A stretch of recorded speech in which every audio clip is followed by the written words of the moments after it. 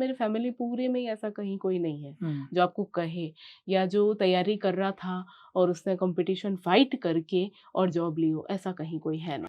मेरे पास कोचिंग के लिए इतना समय नहीं था, तो मैंने वैसे ही सबसे डिस्कस करके ये तय किया कि मैं एक कोचिंग ऑनलाइन लेती हूँ। जी। तो मैंने जयपुर में है रेनेसा कोचिंग क्लासेस, तो वहाँ से मैंने सर का कोर्स लिया और उसकी मैं हेल्प लेती थी पढ़ने के लिए। तो मैंने लगभग वहीं से पढ़ा। सेकंड ग्रेड में 5वीं रैंक थी, थर्ड ग्रेड में 8वीं थी और संस्कृत विभाग का भी दिया था साथ में। उसी टाइम ये एग्ज़ाम 2-3 महीने के अंदर ही थे सारे, दिसंबर, जनवरी, फरवरी ऐसे ही थे। जी। तो उसमें 17वीं रैंक थी। बोर्ड वर्क करवाया? हाँ, बोर्ड वर्क करवाया था। क्या करवाया बोर्ड वर्क उसमें? करवाते हैं। उन्होंने चॉइस पूछी थी और मैंने रस सूत्र बताया था कि मैं ये पढ़ाऊँगी। तब उन्होंने कहा ठीक है, क्योंकि कविता वगैरह से तो शायद वो भी थोड़ा बोर हुए हुए रहते हैं, तो वो बोलता है कि नहीं, अब फिर अपने हिसाब से कोई टॉपिक दे देता है। मैंने ये बताया, तो और मैंने इसी हिसाब से बताया था कि कविता तो बताऊँगी, तो पता चला कि वो उसमें इंटरेस्टेड नहीं होंगे, फिर अपने हिसाब से टॉपिक देंगे। आज भी मैं ये चीज़ रियलाइज़ करती हूँ कि किसी की अगर सिर्फ़ लड़कियाँ हैं, लड़का नहीं है, तो लोगों को उससे सिम्पैथी होती है। और उसी के साथ में आर्थिक परिस्थितियाँ इतनी अच्छी नहीं थी, तो जॉब करनी तो ज़रूरी थी, ये पता था। और ये था कि आपको ठीक है, गवर्नमेंट में तो आपका नंबर नहीं आएगा, तो प्राइवेट करो। कि महत्वाकांक्षा का मोती निष्ठुरता की सीपी में पलता है, क्योंकि जब भी परिस्थितियाँ आती हैं, हमारे पास में बहुत सारी ऐसी परिस्थितियाँ आती हैं कि जहाँ आपको अगर कुछ अचीव करना है, तो कुछ छोड़ना भी पड़ेगा। बहुत बार ऐसी आती है, परिस्थितियाँ हैं, लगती है कि निष्ठुर है हमारे साथ में, मुश्किलें आती हैं। मेरे साथ ऐसा हुआ है, काफ़ी ज़्यादा बार हुआ कि मैं जो एग्ज़ाम दे रही थी, कैंसल हो रहा है। 12वीं कक्षा पास करने के बाद प्राइवेट स्कूल में पढ़ाना शुरू किया, जहां शिक्षा की समझ विकसित हुई।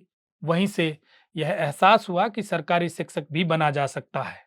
इस लक्ष्य को साधते हुए बीएड तथा एमए की और शिक्षक बनने की दौड़ में शामिल हो गए। ग्रेड सेकंड में न सिर्फ एग्जाम में सफलता पाई, बल्कि 5वीं रैंक भी हासिल की। इसके साथ ही ग्रेड थर्ड की परीक्षा में भी अपने आप को आजमाया और 8वीं रैंक प्राप्त की। मगर सफलता का यह सफर यहीं नहीं रुका। जब एक सीनियर ने सुझाव दिया कि असिस्टेंट प्रोफेसर की परीक्षा भी दी जा सकती है, तो इस अवसर को भी हाथ से जाने नहीं दिया। पहले ही प्रयास में 70वीं रैंक के साथ बन गए हिंदी के कॉलेज प्रोफेसर। आज हमारे साथ है बालोतरा की रवीना गोयल, जिनकी मेहनत और दृढ़ संकल्प ने उन्हें इस मुकाम तक पहुंचाया। तो जुड़े रहिए हमारे साथ और जानिए उनकी सफलता की कहानी। नमस्कार, मैं Brij Mohan Ramawat, talk with BMR में आपका स्वागत है।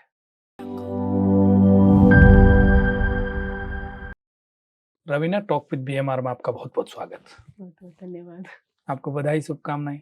धन्यवाद सर। असिस्टेंट प्रोफेसर बन गए, कौन सी रैंक आई है आपकी? 70 और ये अटेम्प्ट कौन सा है आपका? फर्स्ट अटेम्प्ट था मेरा, अच्छा, पहली बार दिया है। पहली बार था। इससे पहले क्या करते थे आप? इससे पहले मैं वैसे प्राइवेट जॉब कर रही थी, जी। स्कूल्स में प्राइवेट जॉब कर रही थी। अ 12वीं कक्षा करने के बाद में मैंने प्राइवेट स्कूल में जॉब करना शुरू कर दिया था। जब कोरोना आया, तो उसके बाद में मैंने पढ़ाई शुरू की गवर्नमेंट की, क्योंकि प्राइवेट स्कूल्स तब बंद हो गई थी। तो उसकी तैयारी शुरू की, रीट दिया, थर्ड ग्रेड में जॉइन किया था मैंने। कुछ महीने में 4-5 महीने वहाँ रही। फिर मैंने सेकंड ग्रेड में जॉइन किया, वहाँ मैं साल भर रही और अब उसके बाद में असिस्टेंट प्रोफेसर का एग्ज़ाम दिया। ये गवर्नमेंट जॉब की पूरी जर्नी है, वो हुँ, कोरोना के बाद की है। कोरोना से ही शुरू हुई। अच्छा। और या कह सकते हैं उसी के कारण शुरू हुई, क्योंकि उससे पहले मैं प्राइवेट जॉब कर रही थी और वो क्विट नहीं हम्म। कर पा रही थी, तो वो चल ही रहा था।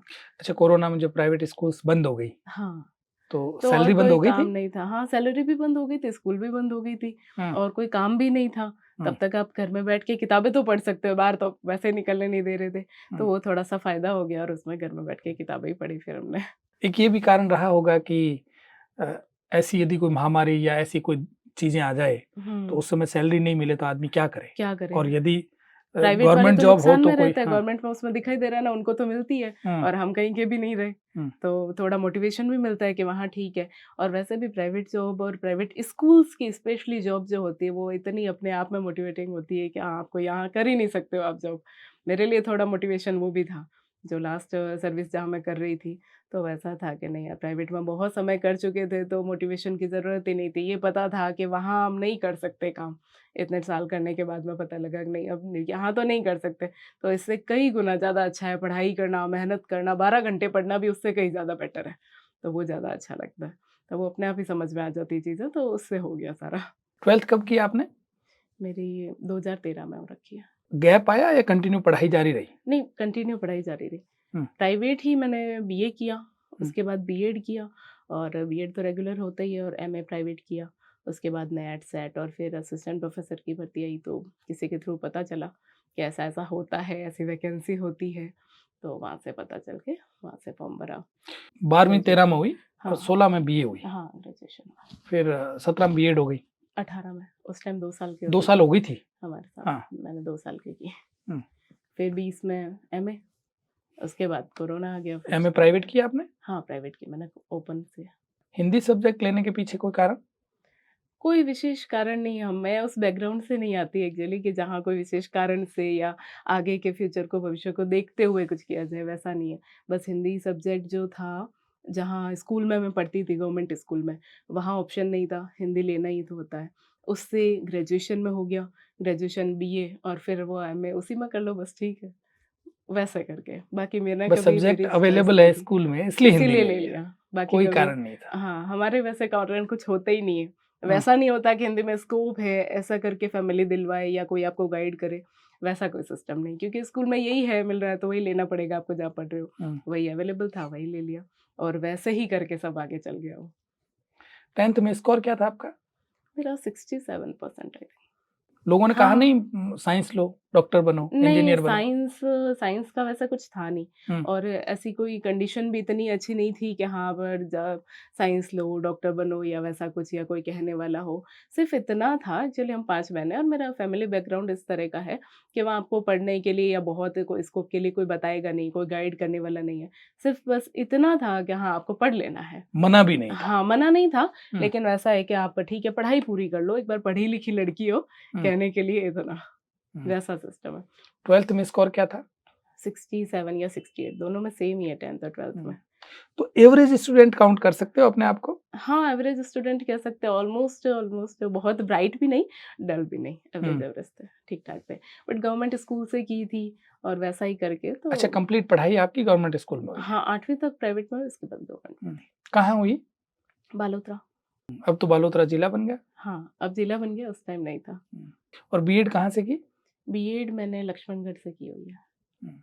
सीकर से, और प्राइवेट स्कूल जॉइन कब की? After 12th। आफ्टर 12th ही कर ली थी। हाँ, 2013 से पढ़ा रही हूँ मैं। अच्छा, 2013 से उसी के तो 12th आपने करते ही जैसे ही शुरू इधर कर दिया। जॉइन किया तो फिर ये तो तय हो गया कि मुझे बीएड तो करना ही है। हाँ, बीएड करना है क्योंकि वो क्या है कि प्राइवेट स्कूल में थोड़ा एक तो अपन जब लगते हैं, हुँ। तो बीएड जिसने कर रखा है उसको थोड़े वो प्रायोरिटी देता है। सैलरी 1-2 ठीक हज़ार देते होंगे। हाँ, 2-3 हज़ार सैलरी बढ़ जाती है। हुँ। प्राइवेट स्कूल्स में सैलरी इतनी होती है 5-6 हज़ार, तो ठीक है 8 7-8 दे देंगे बीएड जिसको किया हुआ है तो। इसीलिए सोचा कि ठीक है बीएड में कर लेते तो थोड़े 2-3 हज़ार बढ़ जाएगी। कुछ तो सैलरी इतना ही बढ़ेगी। था बस। हुँ। बाकी वैसे नहीं सोचा था और ऐसा करके बीएड हो गई, फिर एमए कर लिया, उसके बाद में कोरोना आ गया। फिर मुझे पता चला कि मैं बीएड कर रही हूँ, की हुई है और मैं जो एलिजिबल हूँ और मैं ये एग्ज़ाम्स दे सकती हूँ। उससे पहले हमें ये चीज़ें नहीं पता थी। बाद में पता चला कि ये एग्ज़ाम मैं दे सकती हूँ। तो एग्ज़ाम दिया, अच्छा स्कोर किया, फिर चीज़ें समझ में आई कि ठीक है अपन कर सकते हैं। ये रीट का दिया आपने? हाँ, रीट वाला दिया था मैंने।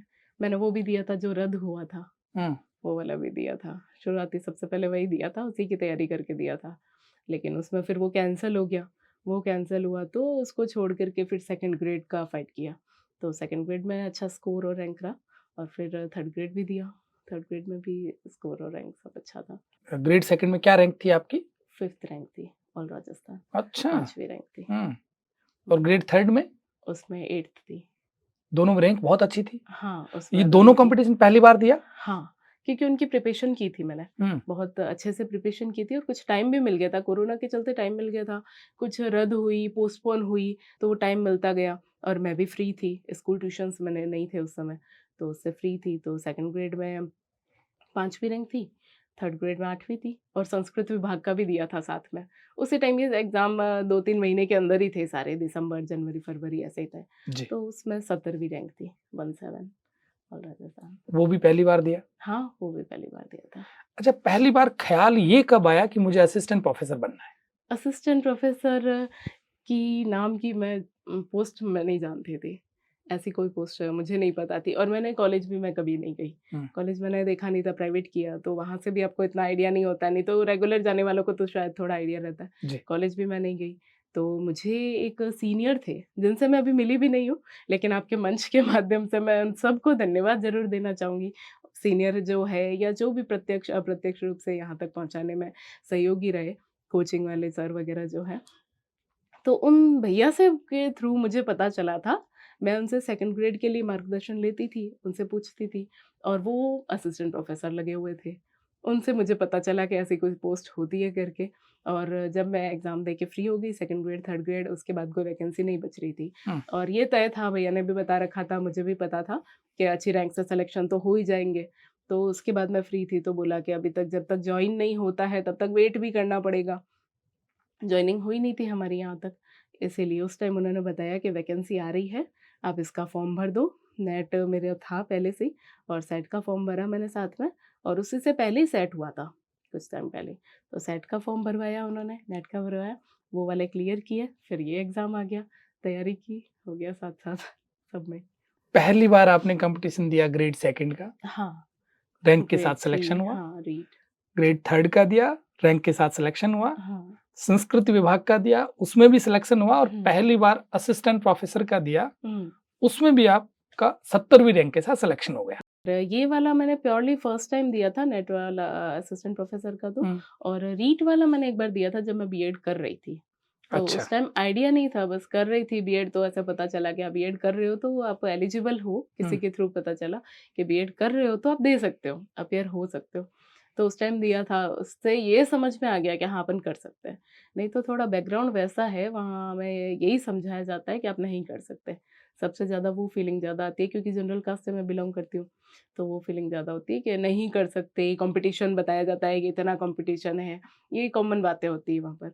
तो उसके बाद में पता चला कि नहीं कर तो सकते हैं। जब आप कहीं बैठते हो तो बात भी चलती है, हुँ। तो आप ये सारी चीज़ें बताते हो कि मेरा ऐसे-ऐसे सिलेक्शन हुआ है। हाँ, तो बिल्कुल। किसी ने ये कहा नहीं कि आप तो यूपीएससी ट्राई करो? बहुत कहते हैं, बहुत हुँ। सारे कहते हैं। हर बार जैसे ही रिज़ल्ट आया, हर बार बोला है, हर बार यही हुँ। बात होती है सिविल्स की करो, आगे भी ये करो। अब तो पेरेंट्स को पहले तो लोग ऐसा कहते थे कि हम 5 बहनें हैं वैसे, तो वो रहता है क्या करोगे बेटियों को पढ़ा के, क्या करना है वैसे चूल्हा-चौका करना है और अपने काम भी नहीं आएगा। इनको इन पे इन्वेस्ट करेंगे तो अपने भी काम नहीं आएगा। पेरेंट्स के लिए वैसा रहता है, उनको वैसे सजेशन मिलते थे। अब ऐसे मिलते हैं कि नहीं इसको अच्छी तैयारी करवाओ ये और कुछ अच्छा करेगी। लेकिन मेरा ये है थोड़ा शिक्षा के क्षेत्र में रहना का। अंतिम गोल यही था सिविल्स की आपका? तरफ कोई मन नहीं है। हुँ। शिक्षा के क्षेत्र में था और उसके बाद में जब पता चला कि ये ऐसा-ऐसा करके पोस्ट है और वो सर्वोच्च है, अच्छा है, सब कुछ बढ़िया है, तो कर लिया तैयारी और उसमें ये था कि लास्ट इसमें हो जाता है तो बस अब काफ़ी है, कंप्लीट है। तो अभी तक तो यही है कि और कुछ नहीं करना है आगे।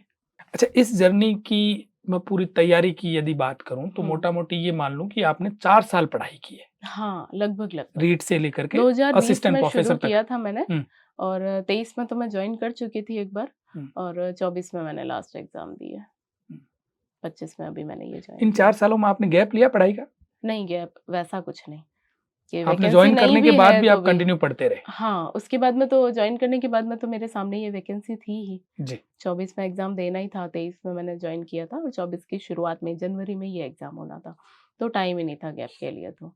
इस एग्ज़ाम के लिए आपने कोई स्ट्रैटेजी बनाई? कुछ विशेष तो नहीं, हुँ। क्योंकि मुझे ज़्यादा समय नहीं मिला था। लेकिन हाँ, लंबे समय की जो तैयारी थी, उससे मुझे बहुत फ़ायदा मिला।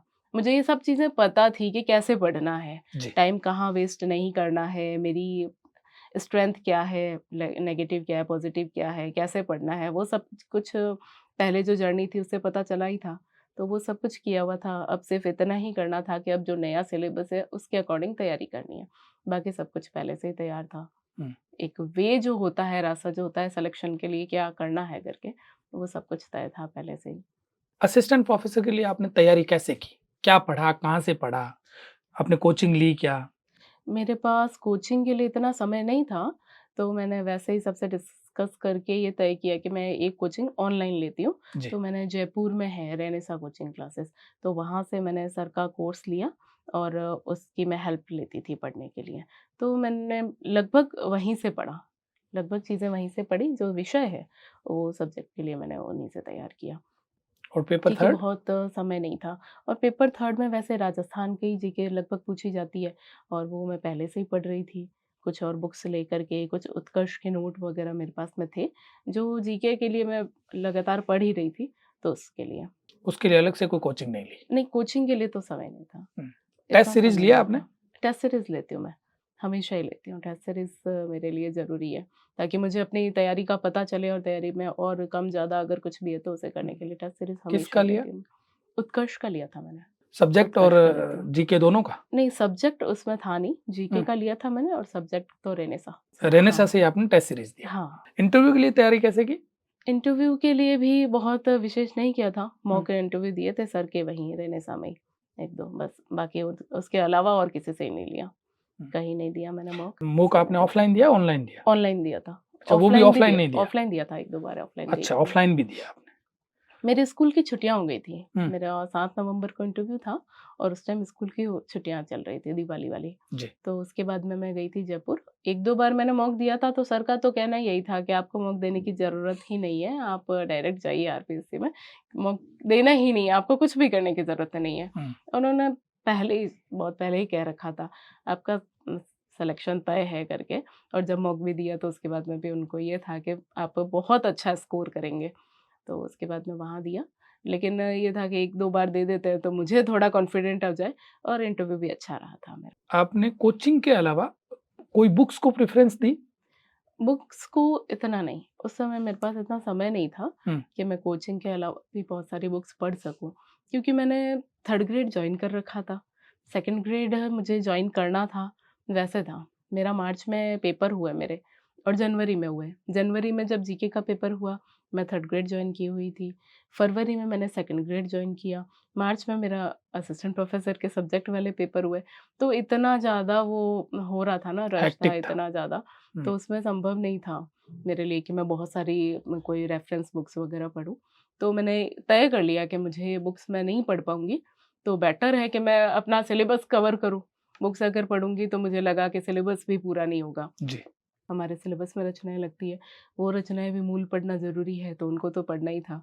दूसरी जो चीज़ें हैं, वो सर से भी तय किया कि सर मेरे पास बहुत ज़्यादा समय नहीं है कि मैं सारी किताबें पढ़ सकूँ, उनको पढ़ूँ, नोट्स लिखूँ उसमें से, फिर उस नोट्स को याद करूँ, रिवाइज़ करूँ, फिर टेस्ट दूँ, इतना तो समय ही नहीं है, उसमें तो साल लग जाएगा मुझे।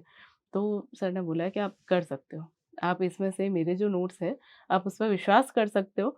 तो मैंने विश्वास भी किया और ये भी कह सकते हैं कि मेरे पास और कोई विकल्प भी नहीं था। लेकिन मैंने विश्वास किया, मैंने और कोई बुक्स ना देख कर के केवल उनके नोट्स पर विश्वास किया, ताकि एक बार मुझे विश्वास हो जाए कि मैंने सिलेबस कवर कर लिया है, सिलेबस मेरा पूरा है और मैं एक विश्वास के साथ में, कॉन्फिडेंट के साथ में एग्ज़ाम दे सकूँ। तो ये वाली चीज़ें सोच कर के और उनके नोट्स पर ही विश्वास करके, मूल रचनाएँ साथ में पढ़ के और पहले की जो तैयारी थी उनके साथ में ही एग्ज़ाम दिया। फर्स्ट पेपर में नंबर कितने बन रहे? मैं मिलाती नहीं हूँ वैसे कि हुँ। अच्छा, किसी का नहीं मिला है? सेकंड नहीं, पेपर, थर्ड पेपर? नहीं, मैं नहीं मिलाती। हुँ, किसी और ने मुझे मिला के बताया था, हुँ, तो वो पेपर में पीछे लिख रखा है मैंने। हुँ। उसमें उन्होंने लिख रखा है कि कितने हैं ऑलमोस्ट, कितने बन मुझे रहे? बहुत आइडिया नहीं था। 147 के अराउंड मेरे तीनों टोटल में मार्क्स मिलाकर के के बन रहे हैं। हाँ, क्योंकि वो हुँ, इंटरव्यू के लिए मुझे देखना था कि कितने हुँ, हैं, बताना भी होता है ताकि स्ट्रैटेजी आगे के लिए सोच सकें कि आपको जी। इंटरव्यू में कितना करना है। तो उस हिसाब से मैंने जो आइडिया लगाया था, 147 के अराउंड लगा था कि आने चाहिए। शायद उसमें कुछ प्लस होंगे ही होंगे। वो वैसे था कि अच्छा। सारे काट करके हुँ। अगर कम से कम भी बचे तो इतने बच जाएँगे। इंटरव्यू में बोर्ड किसका था? संगीता आर्य मैम का। हुँ। क्या पूछा उन्होंने? काफ़ी कुछ पूछा था, ज़िले से रिलेटेड भी पूछा था, जैसे कि मैं बालोतरा ज़िले से आती हूँ, तो वहाँ ललित के पवार सर हैं, तो उनके बारे में पूछा था कि आपके वहाँ से आते हैं करके। वर्तमान में वो क्या कर रहे हैं, किस पद पर हैं, ये भी पूछा था। सब्जेक्ट एक्सपर्ट्स हैं, तो उन्होंने विषय से संबंधित पूछे प्रश्न। काफ़ी जगह मुझे मना भी करना पड़ा, क्योंकि मैं हिंदी साहित्य की बहुत पुरानी स्टूडेंट नहीं हूँ। वैसे कब से चल रहा है, 11 से सब्जेक्ट है मेरा, लेकिन इतनी वो रचनाएँ या इतनी मैंने उस समय पढ़ी नहीं थी। तो उन्होंने पूछा था कुछ के बारे में कि आपने क्या-क्या पढ़ा है, या अपने आप से कि वो पढ़ा है क्या, वो पढ़ा है क्या? तो वहाँ मुझे मना करना पड़ा। कितनी देर चला इंटरव्यू? 20 मिनट के आस-पास। बहुत कितने ज़्यादा सवालों नहीं में मना चला किया था। होगा आपने? मैंने कुछ सवालों में मना किया था, लेकिन वो सवाल इसी प्रकार के थे, जिसमें आप मना कर सकते हो। जैसे हिंदी साहित्य है, अथाह है, इसकी सारी रचनाएँ हमारे पढ़ी हो ऐसा संभव नहीं है। ज़रूरी नहीं है, हाँ, हो भी नहीं संभव ही सकता। नहीं है ऐसा हुँ, कि सब कुछ पढ़ा हुआ हो या हुँ। जो आपने पढ़ा है वो मैंने भी पढ़ रखा हो। तो उन्होंने क काफ़ी चीज़ें पूछी, तो मैंने वहीं मना कर दिया कि ये रचनाएँ मैंने नहीं पढ़ रखी है। अगर उसी राइटर की दूसरी रचना पढ़ रखी है तो मैंने उनको बता दिया कि हाँ, ये नहीं ये पढ़ा हुआ है या जो मेरे पढ़ा हुआ है वो मैं बता सकती हूँ। जो मैंने नहीं पढ़ा है तो मेरी तुक्का लगाने की आदत नहीं है, हुँ। तो मैंने मना किया कि हाँ। मुझे ऐसा भी कहा, एक बार ऐसा भी बोला कि आपने सिलेबस पढ़ा हुआ है, दूसरी बहुत सारी चीज़ें ज़्यादा नहीं पढ़ी हुई है, तो सिलेबस तो हर कोई पढ़ता है, ऐसा भी। क्योंकि वो थोड़ा कॉन्फिडेंट चेक करते हैं कि हाँ, हम क्या बोल रहे हैं, उनके हाँ में हाँ मिला दे करके। आपने क्या जवाब दिया इस बात का? मैंने बोला हाँ, मेरा सिलेबस ही पढ़ा हुआ है और इसके अतिरिक्त जो रचनाएँ मैंने पढ़ी है, सिलेबस में जो नहीं है और अतिरिक्त जो पढ़ी है वो बताई मैंने। और आगे उन्होंने कहा कि हाँ, आपने वो क्यों नहीं पढ़ी? तो मैंने कहा मैं नेक्स्ट टाइम वो पढ़ूँगी।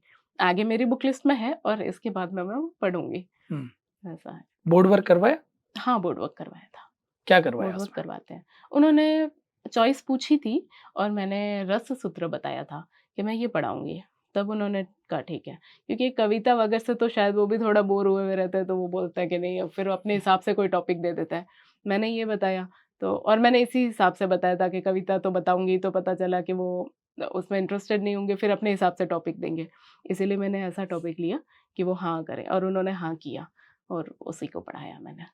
इंटरव्यू से संतुष्ट थी आप? मुझे तो उस समय लगा था कि मेरा इंटरव्यू इतना अच्छा नहीं हुआ है, कुछ चीज़ों पे ना करने के कारण और कुछ मेरा नंबर बहुत लेट आया था। मेरा नंबर आया था ऑलमोस्ट पौने 6 बजे शाम को। अच्छा, सेकंड शिफ्ट में था तकरीबन और लास्ट में। हाँ, हुँ, तकरीबन सेकंड लास्ट 7वें नंबर पे था मेरा। हुँ। 8 होते हैं, तो 7वें नंबर पे मेरा था। तो कुछ उनको जल्दबाज़ी थी, कुछ हम परेशान, वो भी परेशान। मुझे ऐसा लगा कि इन्होंने मुझे तरीके से कुछ पूछा ही नहीं। मैंने तो इतना प्रिपरेशन किया था, सारी चीज़ें मुझे पूछनी चाहिए थी। वैसा हम सोच लेते हैं, हम उम्मीद कर लेते हैं, लेकिन ऐसा होता नहीं है। तो मुझे उस समय एक बार ऐसा ही लगा कि यार कुछ पूछा ही नहीं, मैंने तो इतना कुछ मुझे आता था। पूछोगे नहीं तो पता कैसे चलेगा कि ये कैंडिडेट कैसा है? उन्होंने तो पूछा ही नहीं। फिर बाद में आकर के कुछ लोगों से बात हुई, तो उन्होंने बोला कि ठीक हुआ है, ऐसी कोई बुरी बात भी नहीं है, जैसा आप कह रहे हो कि बहुत बुरा हुआ है या आपको ऐसा लग रहा है, इतना भी ऐसी कोई बात नहीं है, ऐसा ही होता है इंटरव्यू में।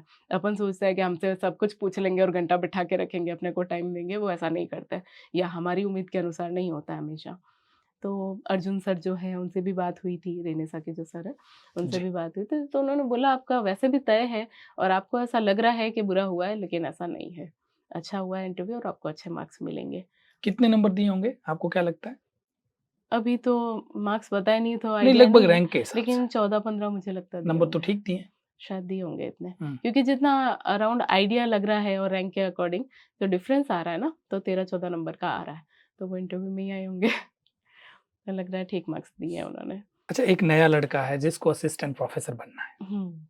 वो तैयारी कैसे करेंगे? हिंदी का प्रोफ़ेसर बनना है, सबसे पहली बात तो सिलेबस निकालें। हुँ, पहले के क्वेश्चन पेपर्स देखें, उसमें से ये देखें कि कहाँ से प्रश्न पूछे जाते हैं और कौन से स्तर के पूछे जाते हैं और कौन सी टाइप पूछी जाती है। ऐसा होता है बहुत बार कि बहुत लोग प्रिपरेशन कर रहे हैं, बहुत कुछ पढ़ रहे हैं। मैं देखती हूँ ये चीज़ के ग्रुप्स में क्वेश्चन चलते हैं ये वो, मुझे लगता है ये कहाँ थे? ये रचनाएँ कहाँ थी? मैंने तो पढ़ी नहीं। क्योंकि जब अभी आरपीएससी का अगर पैटर्न देखें, तो वो कॉन्सेप्ट पे ज़्यादा पूछती है। वो विश्लेषण ज़्यादा पूछती है, समझ पे ज़्यादा आधारित होते हैं प्रश्न और मेरे लिए ये गुड लक हो सकता है कि मेरी ऐसी ही समझ है। मुझे चीज़ें याद कम होती है, समझ में ज़्यादा आती है।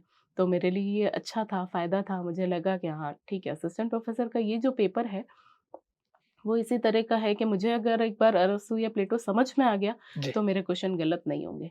बाकी अगर रटने वाली बात है, तो मैं उस सीमा तक जा नहीं सकती हूँ। तो वो चीज़ें मैंने देख ली, तो जिसको भी तैयारी करनी है, ये करना चाहिए। उसी के बाद में जो रिसोर्स हैं, जो पढ़ाई के लिए लेते हैं, वो लिमिटेड लें। एक नहीं तो सीमा नहीं है, ऐसे ग्रंथ बहुत सारे हैं, हमारे हिंदी साहित्य के भी बहुत सारे हैं, तो एक सीमा नहीं है। तो एक लिमिट से रिसोर्सेज़ लें और बेटर रहेगा कि उसे बहुत बार रिवाइज़ करें। जैसे कहते हैं ना बहुत सारी किताबों को एक-एक बार पढ़ने से अच्छा है कि एक ही किताब को बहुत बार पढ़ा जाए। तो उसे रिवाइज़ करें, बहुत बार रिवाइज़ करें। उसके बाद में टेस्ट सीरीज़ लगाएँ, जिससे आपको पता चले कि आपकी कमी कहाँ रह रही है या अच्छा प्रदर्शन कहाँ हो रहा है। कई बार ऐसा होता है हमने पढ़ा नहीं है, कई बार ऐसा होता है पढ़ तो लिया है, लेकिन याद नहीं रहा। तो वो टेस्ट सीरीज़ से ये सारी चीज़ें हमें पता चल जाती है। मैंने फर्स्ट अटेम्प्ट में ही सारी चीज़ें होने के कारण ऐसा है कि ये ऑफ़िशियली आरपीएससी या उस एग्ज़ाम रूम में बैठ कर के फर्स्ट टाइम था। लेकिन इसके पहले मैंने खूब सारे एग्ज़ाम घर पे दे लिए, चाहे ऑनलाइन, जितना मुझे जहाँ जो भी मिल गई टेस्ट सीरीज़ मैंने वो लिए। मैंने वो ट्राई की है, बहुत ज़्यादा नहीं, एक स्तर की होनी आवश्यक है, जी। लेकिन मैंने हमेशा कोशिश की, चाहे मैंने पढ़ा है उसमें से, नहीं पढ़ा है, ये हमेशा मैं चीज़ें देखती थी कि हाँ, मैं किस लेवल पे आ रही हूँ। उसमें खुद को हाँ। आकलन कर हाँ, सके आप। खुद का भी हुँ, और खुद का दूसरों के साथ भी, दोनों ही काम हो जाता हुँ। है। खुद को भी पता चल जाता है कि यार ये चीज़ मैंने पढ़ी थी, ये टॉपिक मैं सोच रही थी कि मेरा क्लियर है, उसमें से क्वेश्चन नहीं हो रहा है, तो मुश्किल है, मुझे फिर से रिवाइज़ करना है। अगर उसमें से तो हो रहे हैं और वो क्वेश्चन गलत हो रहे हैं जो मैंने अभी तक पढ़े ही नहीं है, तो ठीक है, वो तो अभी तक पढ़ना है, उनको पढ़ेंगे तब देखेंगे। तो ये सारी चीज़ें अपने को खुद को देख लेनी चाहिए, ताकि सारी चीज़ें हमें समझ में आ जाती है और सारी गलतियाँ क्या है कि वो पहले ही कर लें हम। मुझे लगता है वहाँ जाकर के कोई भी गलती करने के लिए बचनी नहीं चाहिए। सारी गलतियाँ पहले हो जाए, देख लें, सीरीज़ ना गलत हो, गोले गलत ना हो, ऐसी चीज़ें होती है, रोल नंबर गलत भरते हैं लोग। ये सारा इसी कारण से होता है कि अभ्यास नहीं है, घर पे अभ्यास नहीं होता है। और जीके की तैयारी कैसे करें? वो वैसे इसमें ओनली राजस्थान अध्ययन का पूछता है, हुँ, राजस्थान के ही स्पेसिफ़िक चीज़ें पूछते हैं। तो नाथ पब्लिकेशन की बुक्स आती है। मुझे ज़्यादा आवश्यकता नहीं थी लेकिन मैंने वो किताब देखी थी, अच्छी थी। या किसी भी एक ऑथेंटिक कोचिंग के नोट्स ले सकते हैं। हुँ। एक का काफ़ी होता है, किसी का भी आप लीजिए। ज़्यादा एक इधर-उधर जाने नहीं, की ज़रूरत नहीं है। आवश्यकता ही नहीं है। हुँ, जो चीज़ें आ रही हैं 90% चीज़ें वहीं से पूछी जाती है, जो हर एक कोचिंग के नोट्स में कॉमन मिलेगा और 10% जो पूछी जाती है वो किसी में से आएगी नहीं। आएगी भी नहीं और हमें याद भी नहीं होगी। तो लोग क्या उसके पीछे भटकते हैं कि इस बार हर एग्ज़ाम होने के बाद में ये ज़्यादा सुनने में आता है कि इस बार तो सब उसमें से आ गया। किसी का नाम नहीं ले सकते अपन जी। कि हाँ, उसमें से सारे प्रश्न पर आए। ऐसा कुछ नहीं है। ऐसा कुछ भी नहीं होता हुँ, है। ऐसा कुछ हो ही नहीं सकता कि ये उससे जैसे कि गाइड्स के बारे में मैं कभी गाइड्स नहीं पढ़ती। मैंने पढ़ी ही नहीं, कभी कोई गाइड नहीं पढ़ी। ऐसा कह देते हैं कि हाँ, उस गाइड से बाहर कुछ नहीं जाता। लेकिन ये नहीं देखा जाता कि वो गाइड आपको याद होगी या नहीं होगी। तो मुझे सबसे बेटर ये लगता है कि कोचिंग के नोट्स पढ़ने में ईज़ी होते हैं। याद हो जाते हैं 10 बार अगर पढ़ते हैं उनको तो याद हो जाता है। गाइड थोड़ा याद करना मुश्किल होता है। उसमें बहुत कुछ इतना मैटर दे रखा होता है कि उससे बाहर तो कुछ नहीं जाएगा लेकिन हमें वो याद नहीं हो रही है। फिर मतलब क्या उसका? तो थोड़ा स्तरीय अगर एक अच्छी कोचिंग है, जिसके जो एक्सपर्ट्स पढ़ा रहे हैं, वो अनुभवी है, अच्छी फैकल्टी है, तो वहाँ के नोट्स लेकर के उन पे आँखें बंद करके विश्वास करके और कर सकते हैं। मुझे नहीं लगता हमें सारी ये चीज़ करनी चाहिए कि सब कुछ हम ही किताबें लें, हम ही उनको पढ़ें, हम ही उनके नोट्स बनाएँ। जी। मुझे लगता है वो अगर कोई और करके दे रहा है, तो अपन तो पढ़ लें, इससे हमारा काम भी आसान हो जाता है। हुँ। न्यूज़पेपर ऐसा पढ़ती थी आप? बहुत कम, हुँ, इतना हमारे लिए ज़रूरत भी नहीं होती है, विषय में इतना आवश्यक होता नहीं है और जीके के लिए जो है तो वो इकोनॉमिक सर्वे है, करंट अफ़ेयर्स है, वो वैसे यूट्यूब से वग़ैरह पूरा हो जाता है। तो मुझे लगता था कभी-कभी मैंने न्यूज़पेपर पढ़ा, तो मुझे ऐसा लगता है कि इसको मैं जितना टाइम दूँगी, इतने में मुझे लगता है यूट्यूब से मैं 3-4 महीने का कवर कर लूँगी। तो मैं हुँ। थोड़ा स्मार्टनेस के वाले वो चीज़ें बहुत ज़्यादा निकाली हुई थी मेरे तरीके। तो यूट्यूब से जैसे 1 महीने का अगर मुझे पढ़ना है, तो मैं ये नहीं करती कि मैं 30 दिन की क्लासेस देखूँ। इससे बेटर है कि अगर सितंबर महीने का मुझे देखना है, तो मैं ऐसा करती कि सितंबर महीने का जितनी भी कोचिंग्स ने करवा रखा है, मैं उन सबका ही देख लेती। अगर बहुत कोई मेजर चीज़ है, तो वो सब में ही होगी, तो रिवाइज़ हो जाती है। अगर कोई छोटी चीज़ किसी एक ने छोड़ दी है, तो कहीं और आ जाएगी और जो सब में ही नहीं आया है, तो वो तो फिर अपन कितना पीछे जाएँगे उसके और ऐसा होता नहीं है। हुँ। मेजर-मेजर सब कुछ कवर हो जाता है सब में। सोशल मीडिया का खूब उपयोग किया आपने। ऐसा बहुत ज़्यादा तो नहीं मान सकते, लेकिन हाँ, यूट्यूब और व्हाट्सएप ये तो चलते ही थे। इंस्टा, फेसबुक, ट्विटर नहीं, वो नहीं चलाती। इंस्टा पे अकाउंट कभी है नहीं मेरा। चलाते या बीच में ब्रेक लिया? नहीं, इंस्टाग्राम पे अकाउंट है, हाँ, बहुत रेयर यूज़ करती हूँ क्योंकि जब एग्ज़ाम्स होते हैं तब बहुत यूज़ नहीं करती हूँ मैं हुँ। और फेसबुक वगैरह नहीं है, ट्विटर वगैरह नहीं है, अच्छा ऐसी कोई यूट्यूब चीज़ें को नहीं भी है। केवल पढ़ाई के हिसाब से काम में लिया। हाँ, पढ़ाई के हिसाब से या कभी ये कुछ एंटरटेनमेंट अगर थोड़ा एक ब्रेक लेने के लिए, हुँ, बहुत ज़्यादा नहीं। हुँ, उसे हम यूज़ कर सकते हैं, इतनी कोई बड़ी बात नहीं है कि हाँ, यूट्यूब यूज़ कर रहे हैं तो कुछ बिगड़ जाएगा, ऐसा हुँ। कुछ नहीं है। अगर अपने थोड़ा-सा अपन शेड्यूल बना के चल रहे हैं, तो कोई दिक्कत नहीं आती है, ऐसी कोई अच्छा बात रवीना नहीं है। आपने बताया कि मेरी पारिवारिक हाँ, बहुत अच्छी स्थितियाँ नहीं थी। अनुकूल नहीं थी, आपने हुँ, ये कहा। हुँ। कैसी थी स्थितियाँ आपकी? कैसी स्थितियाँ हम कह सकते हैं कि कुछ तो हमारा समाज होता है। एक वहाँ इतना अच्छा अगर नहीं है किसी का, एक ये हो जाता है कि हम 5 बहनें हैं, तो हमारा समाज ऐसा है ना कि जहाँ 5 बहनें हैं या 5 लड़कियाँ हैं, भाई नहीं है, तो अच्छा, वो आपके भाई नहीं है? हाँ, भाई नहीं है। हुँ, तो जहाँ अकेले 5 लड़कियाँ ही होती हैं, तो समाज कैसा करता है ना, वो बाय डिफ़ॉल्ट अगर चाहे ज़रूरत है, चाहे नहीं है, बाय डिफ़ॉल्ट वो बेचारे हो जाते हैं अपने आप ही। बेचारे क्या 5 लड़कियाँ ही हैं। नहीं भी हो मतलब तो चाहे भी। वो बेचारा नहीं है, हुँ, ऐसा समाज का सिस्टम है। आज भी मैं ये चीज़ रियलाइज़ करती हूँ कि किसी के अगर सिर्फ़ लड़कियाँ हैं, लड़का नहीं है, तो लोगों को उससे सिम्पैथी होती है। और उसी के साथ में आर्थिक परिस्थितियाँ इतनी अच्छी नहीं थी, तो जॉब करनी तो ज़रूरी थी, ये पता था। और ये था कि आपको ठीक है गवर्नमेंट में तो आपका नंबर नहीं आएगा, तो प्राइवेट करो, वैसा इसीलिए मैंने प्राइवेट शुरू कर दी थी 12th करने के बाद ही। 12th से उसके बाद से प्राइवेट जॉब कर ही पिताजी रही क्या थी। करते हैं आप? पापा फैक्ट्री में काम करते हैं, अच्छा। बालोतरा में इंडस्ट्रीज़ बहुत है, हुँ, यही, तो वहाँ फैक्ट्रियाँ हैं बहुत सारी, पापा वहाँ काम करते हुँ। हैं। आपको पढ़ाई के दौरान ऐसा कभी हुआ कि मैं दिल्ली जाना चाह रही हूँ पढ़ने के लिए, हुँ। परंतु फीस की वजह से नहीं जा पा रही? नहीं, ऐसा कुछ देखिए जैसे मैंने कोरोना में शुरू किया था, हुँ, तो उस समय जो जा पा रहे थे उनके लिए भी ऑप्शन नहीं था। हाँ, उससे पहले मुझे बहुत बार लगता था कि हाँ, मुझे पढ़ना है और जैसा दूसरों को देखते हैं कि हाँ, अगर बाहर जाकर के पढ़ता है तो वो थोड़ा लगता है कि हाँ, हम भी बाहर जाके पढ़ें। लेकिन ये था कि एक तो जॉब है साथ में, एक इतना बहुत अच्छा नहीं है कि हाँ, मैं तो वहाँ जाके बैठ जाऊँ और फीस और दूसरे खर्चे और घर से भेजे जाते रहें, वैसा संभव कभी भी नहीं था। तो मुझे ये बात बिल्कुल क्लियर थी कि ऐसा होगा नहीं कभी भी। तो ऐसा लगा था उस टाइम में ऑनलाइन वाला भी इतना सिस्टम नहीं था। जी। ये सब कोरोना के साथ में हुआ है, उससे पहले इतना चलता नहीं था। तो ऐसा नहीं लगा था कि हाँ, ऑनलाइन घर पे बैठ के पढ़ सकेंगे या लाइब्रेरी जो अभी जो चलती है, ऐसी लाइब्रेरीज़ हमने कभी देखी नहीं थी कि लाइब्रेरी में बैठ के भी पढ़ा जाता है। तो ये सारे सिस्टम नहीं देखे थे। जब कोरोना आया, उसके बाद में ये ऑनलाइन वाला भी सिस्टम हुआ। लाइब्रेरी भी मैंने उसी समय पहली बार देखी कि ऐसा-ऐसा होता है करके, वहाँ जाकर के आप बैठो, पढ़ो और उसके बाद में मुझे लगा कि यार ये तो बहुत सही है करके। बहुत कम खर्चा लगता है, सिर्फ़ आप कोर्स ले लो, आप जहाँ रह रहे हो वहीं बैठ कर के पढ़ो, कहीं जाना नहीं पड़ता है। उसके बाद में एक सेफ्टी रीज़न भी रहता है, लड़कियों को भेजते नहीं है हर कहीं पर, कहीं रहने भी नहीं भेजते, सुरक्षा के हिसाब से भी भेजते नहीं, अकेले नहीं भेजते।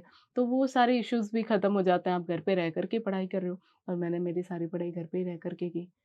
घर में ही रह कर के की, लाइब्रेरी जॉइन की हुई थी, वहाँ जाती थी, वहाँ पढ़ती थी, वापस खाना खाने घर आ जाती, फिर से चली जाती, फिर लेट तक नाइट तक वहाँ बैठ कर पढ़ लेती। आप घर के अलावा कहीं बाहर नहीं गए। नहीं, कहीं नहीं गई। आपके अलावा किसी और को ये भरोसा था कि रवीना एक दिन बहुत बड़ा करेगी? नहीं, मुझे भी नहीं था। हाँ, मुझे भी नहीं था। था पढ़ाई में हमेशा से ठीक थे, लेकिन जो कॉम्पिटिशन है वो तो वहाँ तक वही माना जाता है ना कि पढ़ाई एक अलग बात है। पढ़ना बहुत डिफरेंट चीज़ है, आप 10th में या 12th में या क्लास में अच्छा कर रहे हैं वो अलग बात है। वहाँ तक हम अच्छे थे, मेरी सारी सिस्टर्स अच्छी थी। लेकिन आप कॉम्पिटिशन में जब जाते हैं, तो वहाँ डिफरेंट है, वो सारी चीज़ें डिफरेंट है। आप बहुत अच्छे हो सकते हैं, लेकिन आपको जॉब तो तब मिलेगी जब आप सब में से अगर अच्छे होंगे, तब मिलेगा। तो ऐसा पता नहीं था। आपके परिवार में, समाज के लोगों ने ये नहीं हुँ। कहा कि अब ठीक है, बहुत हो गई पढ़ाई, अब शादी कर दो, हाँ, पिताजी सब को, कहते हैं, माताजी को? सब कहते हैं, सब तरह के लोग मिलते हैं, हुँ, ये भी कहते हैं। वहाँ जाके पढ़ लेगी, क्या करेगी अब हाँ, ज़्यादा पढ़ वहाँ के? जाके पढ़ लेगी अब तो उनको ऐसा लगता है ना और कुछ करना ही क्या है अब? हुँ, अब और करना क्या है? मुझे हर दिन सुनने को मिलता है कि अब क्या करेगी? अब क्या सब कुछ तुझे ही चाहिए? अगर अब मैं किताब लेके बैठ जाऊँ, जैसे मैं आपको बता रही हूँ 3rd ग्रेड मैंने जॉइन किया, जी, अच्छी रैंक के साथ में हुँ, जॉइन किया। 2nd ग्रेड का सिलेक्शन का रिज़ल्ट आ चुका था। उसके बाद में मेरा असिस्टेंट प्रोफ़ेसर का एग्ज़ाम था। तो तब जब लोग पढ़ते हुए देखते थे या मेरे गलती से भी मैं कह दूँ कि मेरी पढ़ाई के बारे में या मुझे पढ़ना है, तो पहले सबसे पहले यही, अब क्या है? अब क्या? मतलब उनको लगता था ये नौकरी तो आ सीमा गई? है। हाँ, हाँ, नौकरी तो अब मिल गई ना नौकरी, अब क्या चाहिए? फिर सब कुछ हुँ, तुझे चाहिए क्या? अब क्या करना है? या अभी भी पढ़ाई? कितना पढ़ेगी? ये तो बहुत बेसिक्स है, हमेशा सुनने को मिलता था।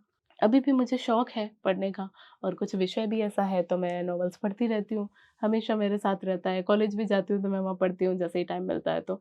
तो भी लोग कहते हैं अभी भी पढ़ रही है, अभी क्या पढ़ना खत्म नहीं हुआ? कुछ लोग ऐसा अंदाज़ा भी लगा लेते हैं कि अभी आगे और तैयारी कर रही है, यूपीएससी कर रही है, हुँ, ऐसा। वो अपने-अपने अनुसार अंदाज़ा भी लगा लेते हैं उसका। पर आपके माताजी, पिताजी आपके साथ रहे। बिल्कुल, हुँ, मेरी उन्होंने ऐसा फैमिली कभी नहीं पूरी कहा? मेरे साथ में रही। नहीं, उनको वैसा लगता है कि ठीक है अगर तू कर रही है, हुँ, तो बड़ी मुश्किल से मुझे थोड़ा साल मतलब वैसा कि ठीक है एग्ज़ाम हो जाने दे या मैं फ़ॉर्म जब भरती हूँ तो मैं बताती नहीं हूँ किसी को नहीं बताती हूँ, क्योंकि उस टाइम फिर वो मना करता है कि नहीं, अब बहुत है, या अब शादी करो, या अब हम इतना नहीं करवा सकते। तो उस टाइम नहीं बताती थी। उसके बाद में बताया मैंने कि अभी मेरे ये एग्ज़ाम है करके, और मेरे को इसकी पढ़ाई करनी है। हुँ। तब ठीक है, ज़बरदस्ती ठीक है, दे दे एग्ज़ाम। एग्ज़ाम देने के बाद में कि हाँ, मेरा पेपर अच्छा हुआ है, आप रुको, इंटरव्यू होगा आगे। तब पता चला अब है तो ज़बरदस्ती ठीक है, देने दीजिए, वैसा वाला है, ठीक है दे दे। तो ऐसा धीरे-धीरे कर के टाइम लिया कि हाँ, अब इंटरव्यू है, फिर रिज़ल्ट का वेट करो, अभी जॉइनिंग का वेट करो, ऐसा कर के एक-एक करके। नहीं तो अब अगर इनको पहले ही कह दो 2 साल लगेंगे, तो वो इतना एग्री एग्री नहीं नहीं करेंगे। करेंगे। हुँ। ऐसा अच्छा, लिया बाकी धीरे-धीरे 4 करके। बहनें पढ़ी लिखी हैं? हाँ, पढ़े-लिखे तो सब हैं। हुँ, जैसे मैं पढ़ी-लिखी हूँ, वैसे ही प्राइवेट तरीके से वो भी पढ़े-लिखे हैं। हुँ। एमए, पर बीएड है उन्होंने सब। कभी ट्राई नहीं किया गवर्नमेंट ट्राई जॉब नहीं के लिए? किया। हाँ। ट्राई नहीं किया क्योंकि ये हमारा थोड़ा-सा जनरल से बिलॉन्ग करने के कारण, थोड़ा लोकेशन जहाँ रह रहे हैं, तो उसके कारण शायद एक जो हुँ। मेंटालिटी है ना, कि ये नहीं होता है। और एक अगर वो गाइडेंस भी नहीं नहीं है। होता है, हाँ, गाइडेंस मेरे फैमिली पूरे में ही ऐसा कहीं कोई नहीं है, हुँ। जो आपको कहे, या जो तैयारी कर रहा था और उसने कॉम्पिटिशन फाइट करके और जॉब ली हो, ऐसा कहीं कोई है नहीं। अच्छा, गवर्नमेंट जॉब में नहीं है इस हाँ, लेवल के? नहीं, कोई नहीं हाँ। है।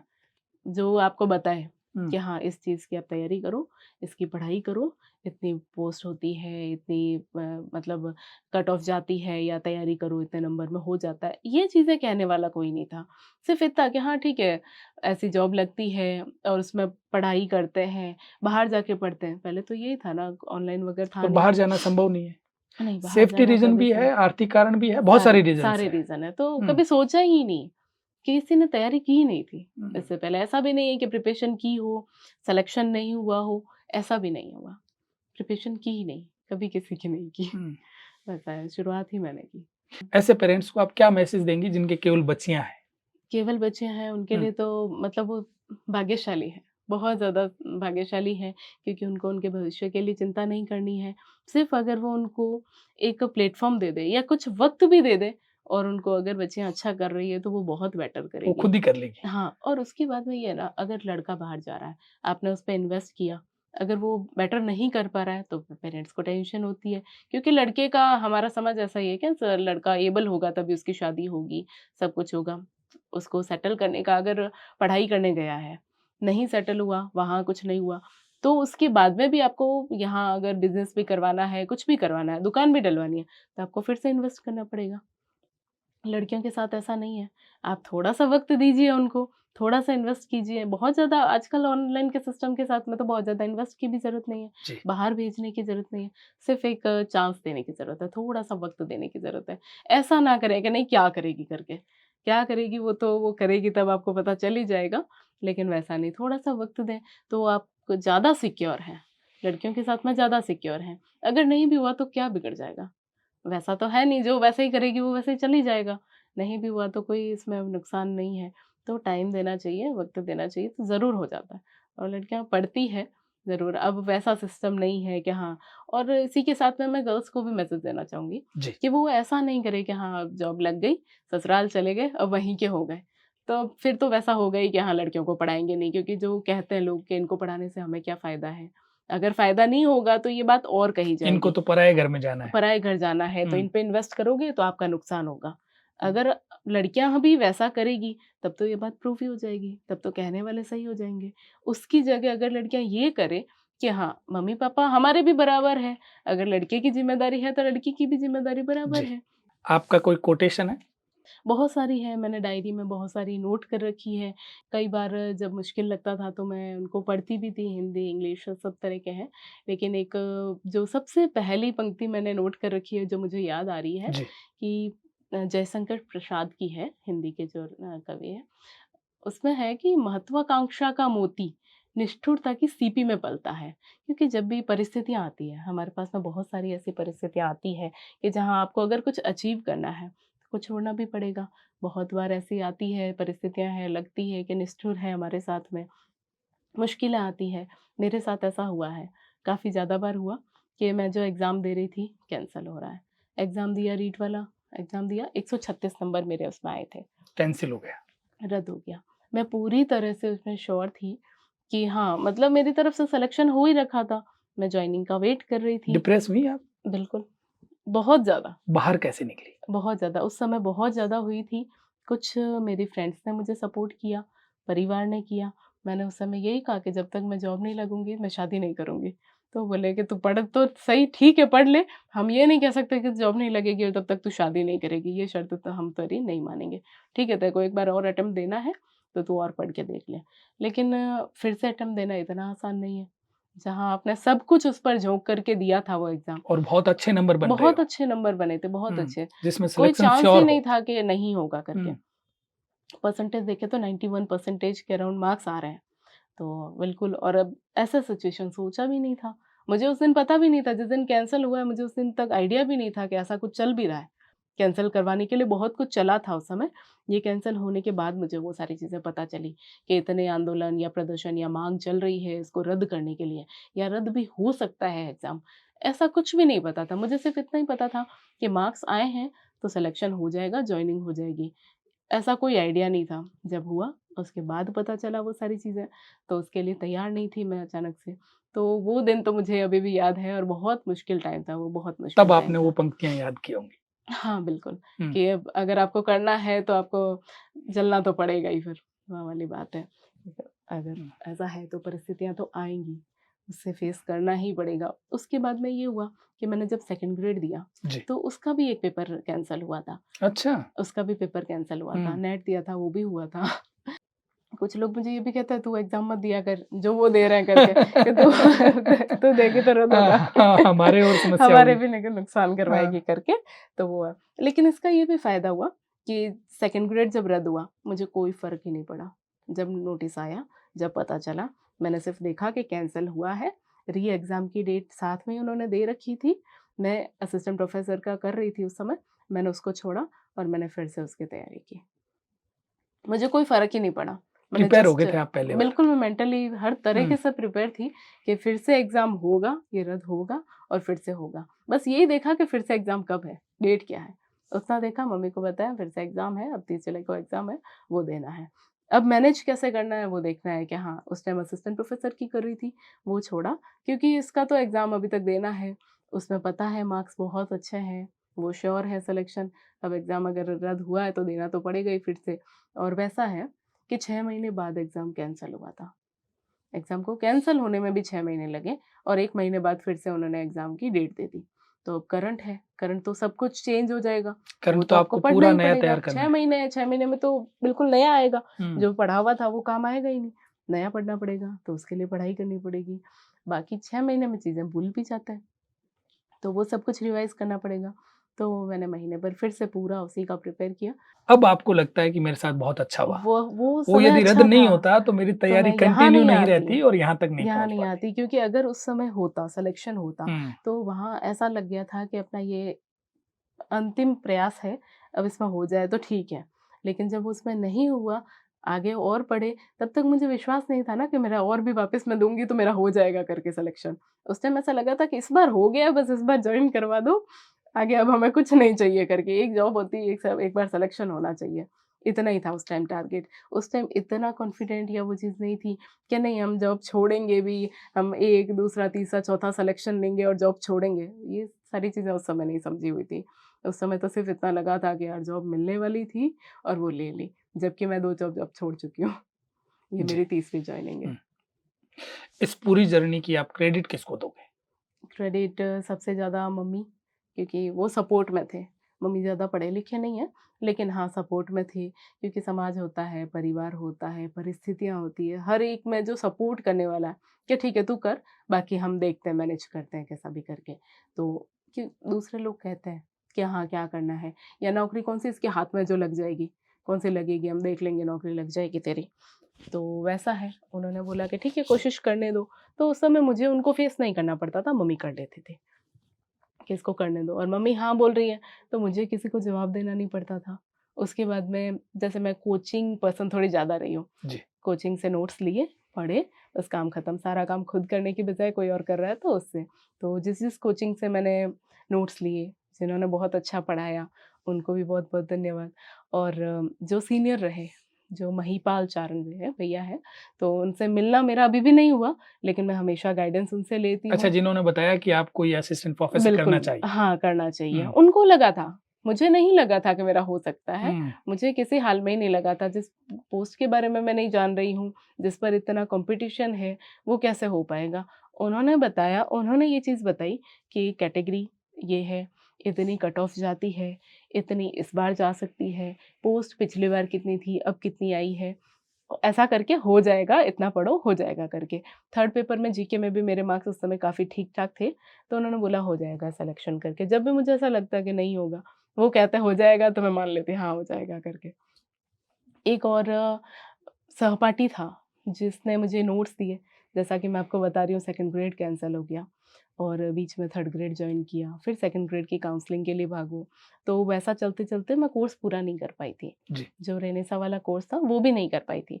तो उन्होंने मुझे अपने नोट्स की पीडीएफ बना के सेंड की। नहीं तो लोग नोट्स भी देखने को भी नहीं देते हैं कि हाँ, हमारे बनाए हुए हैं तो कौन देता है। उन्होंने वो दिए भी, ना कि सिर्फ़ दिए, मिलना मेरा उनसे भी नहीं हुआ कभी। उन्होंने खुद पीडीएफ्स बना-बना के मुझे उसके सेंड की। तो वैसे लोग भी रहे मेरे साथ में, जो अपने नोट्स खुद ने बना कर के मुझे सेंड करते थे। मैंने उनसे भी पढ़ा, नहीं तो मैं शायद सिलेबस भी पूरा नहीं कर पाती, मेरे पास इतना समय नहीं होता था। स्कूल जाती थी और कुछ ऐसा सिस्टम भी है मेरा पर्सनली कि मुझे फॉर्म भी भरना है, तो खुद भरना है, कैसे भरना है, कहाँ से भरना है, उसके लिए पैसे कहाँ से मैनेज करने हैं, सारी चीज़ों के लिए। जी। और वहाँ से लेकर के एडमिट कार्ड्स अगर निकालना है एग्ज़ाम से 1 दिन पहले, तो वो भी मुझे ही जाके निकलवाना है। सारा कुछ खुद ही करना है, वैसा है। तो उस समय इतना समय नहीं मिलता है आपको सारी चीज़ों के लिए। नहीं तो बहुत लोगों का मैं देखती हूँ, पापा मैनेज कर लेंगे, भाई फॉर्म भर रहा है, चाचा एग्ज़ाम देने साथ में चल रहे हैं। मेरा ऐसा नहीं होता है। एग्ज़ाम देने जाना है, कैसे जाना है, मैं वहाँ कैसे पहुँचूँगी, कहाँ रुकूँगी, ये खुद ही ये मैनेज सब करो। कुछ मुझे करना हुँ, है। एग्ज़ाम सेंटर कहाँ है, दूर है, पास है, कैसे जाओगे, वो सब कुछ खुद करना है। तो उस समय बहुत लोगों ने, दूसरों ने भी हेल्प की है। तो वो सब सब कुछ शामिल होता है उसमें, सबको क्रेडिट देना चाहिए। जी। सारे शामिल हैं उसमें। तो रवीना, आपने यहाँ तक पहुँचने के लिए खूब स्ट्रगल किया।